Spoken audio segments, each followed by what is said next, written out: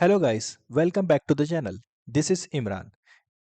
In this video, we are going to discuss about how to deploy Node.js application on cloud with the help of Vercel. So before starting a video, please subscribe the channel if you did not subscribe it and hit the bell icon और video को like and share जरूर कीजिए। सो इस video में हम dashboard API जो कि हमने पहले से ही डेवलप कर चुके हैं और उसे मैंने गिटहब पर डिप्लॉय कर चुका हूँ। तो ये आपको डैशबोर्ड एपीआई दिख रही है।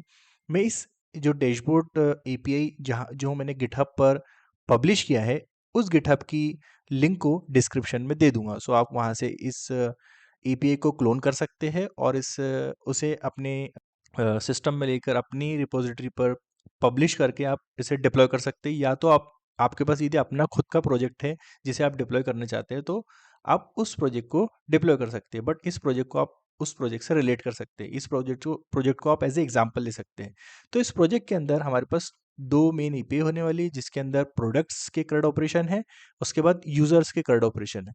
सो मैंने ये जो एपीआई है इसे हमारे लोकल पर क्लोन कर लिया है और लोकल पर क्लोन करने के बाद इसे रन कर दिया है। तो आप देख सकते हैं जैसे यदि मैं लोकल होस्ट 8080 को क्लिक करूं तो यहाँ पर प्रोडक्ट एपीआई रनिंग आ रहा है। इसका मतलब हमारी एपीआई जो है लोकल पर चल रही है। अब हमें ये जो एपीआई है इसके बारे में थोड़ा बहुत समझ लेते हैं कि एपीआई कर क्या रही है हाई लेवल पे। देखिए हमारे पास ये index.js है जिसके अंदर हाई लेवल पर राउटिंग है और जो सर्वर का कॉन्फ़िगरेशन किया है हमने, ओके। और इसके अंदर हमने सिंपली जो राउट्स है जैसे प्रोडक्ट्स है, यूजर्स है, उसके अलग से राउट्स बना लिए जिसमें इसके CRUD ऑपरेशन है। In the same way users के राउट है जिसमें इसके रजिस्टर एंड लॉगिन के ऑपरेशन है। सो इसके अंदर हमने सिंपली यहाँ पर मॉडल को लिखा है। देखिए प्रोडक्ट के मॉडल है एंड यूजर्स मॉडल है। उसके बाद हमने इसमें इसके अंदर कंट्रोलर्स लिखे हैं जिसके अंदर बिजनेस लॉजिक है, जिसके अंदर ये डायरेक्ट डेटाबेस से कम्युनिकेट कर रहे हैं। देखिए जिस तरह से यहाँ पे लिखा है product dot save and product dot find etc. और उसके बाद सबसे इंपॉर्टेंट चीज़ आपको ध्यान रखना है कि इसके अंदर हमने डॉट ई फाइल को क्रिएट किया है। सो ई फाइल जो होती है कभी भी गिटहब पर पुश नहीं होती है, क्योंकि ये एक सेंसिटिव फाइल होती है जिसमें हमारे प्रोजेक्ट का सेंसिटिव इन्फॉर्मेशन होती है, जैसे डेटाबेस की कनेक्शन की स्ट्रिंग होती है, कुछ सीक्रेट्स होती है। देखिए यहाँ पर हमारे मोंगोडीबी कनेक्शन स्ट्रिंग है, यहाँ पर पोर्ट है और ये JWT सीक्रेट है जिसका यूज़ हम JWT टोकन को क्रिएट करने के लिए एंड वैलिडेट करने के लिए करते हैं। सो हमारे आपको यदि प्रोजेक्ट को रन करना है तो डॉट env फाइल इस तरह से लिखना है। आप यहाँ पर मोंगोडीबी का आपका खुद का मोंगोडीबी का एटलास यूआरएल भी डाल सकते हैं या आप लोकल होस्ट मोंगो यूआरएल भी डाल सकते हैं। सो डॉट env फाइल यहाँ पर है। यदि आप अपने खुद के प्रोजेक्ट को डिप्लॉय कर रहे हैं तो आप अपने हिसाब से उसे मैनेज कर सकते हैं। ओके, देखिए यहाँ पर हमने ये प्रोजेक्ट है।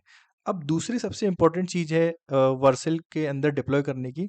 आपको प्रोजेक्ट के रूट पर वर्सेल डॉट जेसन को क्रिएट करना पड़ेगा। सो वर्सेल डॉट जेसन जो हम इसलिए क्रिएट करते हैं ताकि इसके अंदर से कॉन्फ़िगरेशन रीड करे तो वर्सेल यहाँ पर वर्जन 2 को रन करेगा और बिल्ड जब करेगा तो वो सोर्स index.js को ढूंढेगा, जैसे यहाँ पर हमने लिखा index.js एंड उसके बाद node.js जो वर्सेल का एक वर्जन होता है node.js मेंटेन करके रखा वो उसे इंस्टॉल करेगा। क्योंकि हम सबसे पहले कोई वर्चुअल मशीन बनाएगा उसके ऊपर Node.js को इंस्टॉल करेगा, फिर Node.js को इंस्टॉल करने के बाद हमारा प्रोजेक्ट रन करेगा और यहाँ पर राउटिंग डिफाइन किया है। सो आपके पास यदि वर्सल डॉट जेसन नहीं है तो आप इस यहाँ से प्रोजेक्ट के अंदर जाकर यहाँ पर देखिए वर्सल डॉट जेसन पे क्लिक करके यहाँ से वर्सल डॉट जेसन को ले सकते हैं।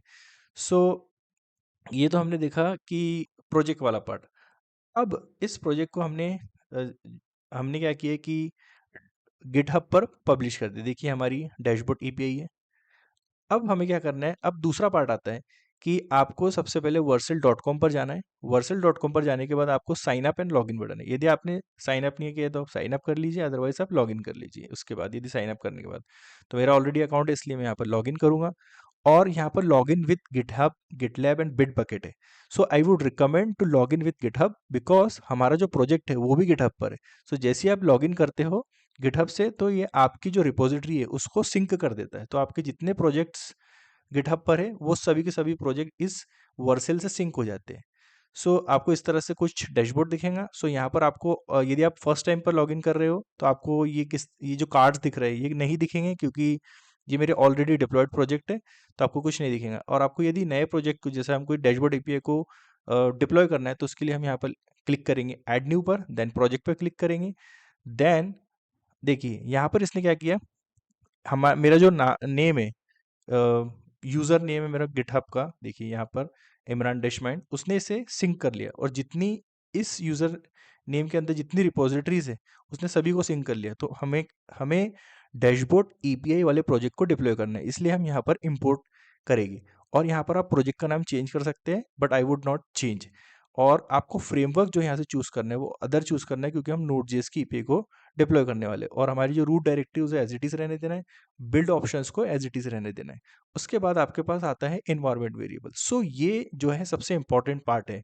यदि आपने अपने प्रोजेक्ट में कोई इन्वायरमेंट वेरिएबल यूज़ करा है, जैसे मैंने यहाँ पर पहले आपको बताया कि .env के अंदर प्रोजेक्ट की जो सेंसिटिव इन्फॉर्मेशन है डेटाबेस की या सीक्रेट की वो रखा है, तो ये इन्वायरमेंट वेरिएबल को मुझे यहाँ पर सेट करना पड़ेगा। तो देखिए हमें की के अंदर डीबी होस्ट डाल दिया और इसके जो वैल्यू होगी उसके अंदर हम डालेंगे मोंगोडीबी का यूआरएल और इसे ऐड कर देंगे। उसके बाद यहाँ से पोर्ट को कॉपी करेंगे, देन पोर्ट 8080 उसे कॉपी करेंगे इसे वैल्यू के अंदर, इसको पुट कर देंगे एंड इसकी वैल्यू पेयर को ऐड कर देंगे। तो ऐड बटन पर जैसे ही क्लिक करें ऐड हो जाएगा। उसके बाद JWT सीक्रेट को कॉपी करेंगे, ये इसकी की हो जाएगी और ये सीक्रेट ये इसकी वैल्यू हो जाएगी। सो हम इसे ऐड कर देंगे। जैसे आप ऐड कर देते हो उसके बाद आता है डिप्लॉय बटन। जैसे आप डिप्लॉय बटन पर क्लिक करोगे तो कपल ऑफ सेकंड में ही आपका प्रोजेक्ट डिप्लॉय हो जाएगा। देखिए इसने अपनी डिप्लॉयमेंट प्रोसेस को स्टार्ट कर दिया। ये सबसे पहले बिल्ड करेगा, क्योंकि इसने चेक किया कि इसके प्रोजेक्ट के अंदर vercel.json है।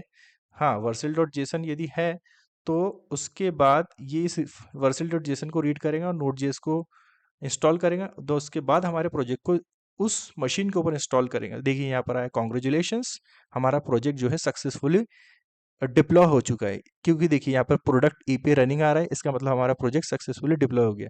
तो प्रोजेक्ट को डिप्लॉय करने के बाद ये हमें एक कस्टम डोमेन भी देता है, ताकि हम इस डोमेन का यूज़ करके हमारी जो एपीआईज है जो डिप्लॉय हो चुकी है उसे एक्सेस कर सके। तो देखिए हमारा जो प्रोजेक्ट डिप्लॉय हुआ वो इस डोमेन पर हुआ है, dashboard API 7 Vercel dot app पर। सो जैसे हम इसको क्लिक करेंगे, देखिए यहाँ पर ये जो रूट एपीआई थी हमारी, देखिए यहाँ पर index.js, यहाँ पर जो रूट एपीआई थी उस रूट एपीआई को ये डिनोट कर रहा है। So, यदि हमको दूसरा यूआरएल को चेक करना है तो यहाँ पर लिखेंगे पिंग, तो यहाँ पर अनचिपोंग। उसके बाद यदि हमें प्रोडक्ट्स की लिस्ट चाहिए सो लिखूंगा मैं products.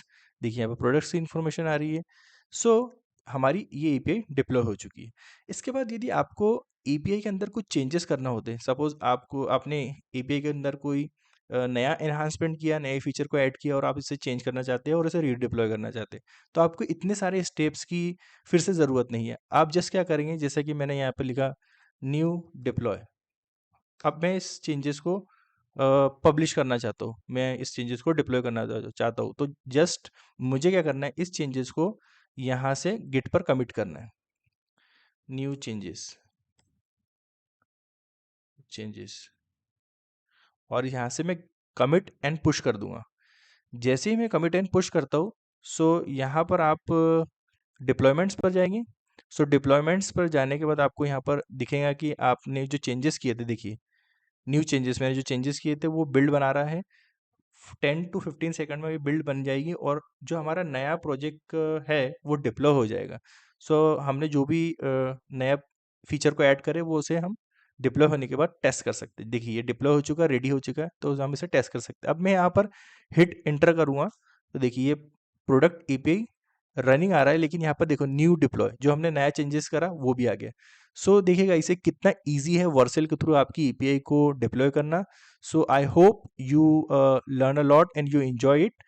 If you have any question related to this video, then please let me know into the comment section. So मिलते हैं next video में, तब तक के लिए goodbye.